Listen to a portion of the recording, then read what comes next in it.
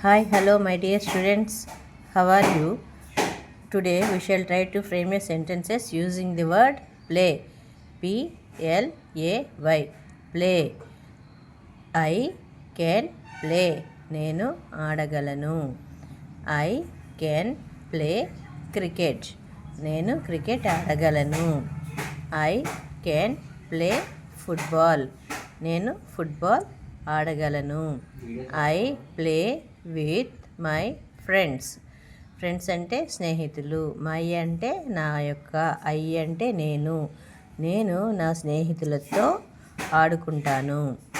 I play games in the school. నేను పాఠశాలలో ఆటలు ఆడుతాను. I play games in the school. నేను స్కూల్లో ఆటలు ఆడుకుంటాను. I play games in the evening.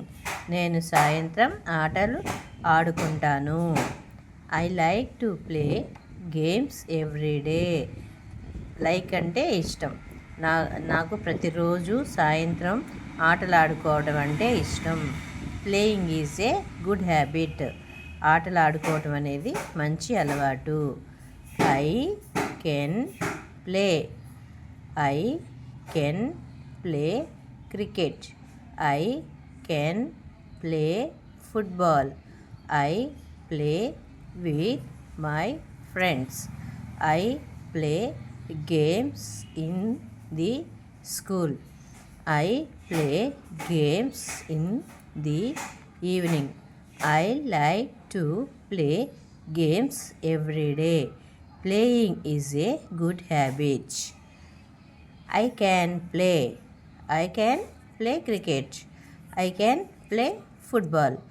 I play with my friends. I play games in the school. I play games in the evening. I like to play games every day.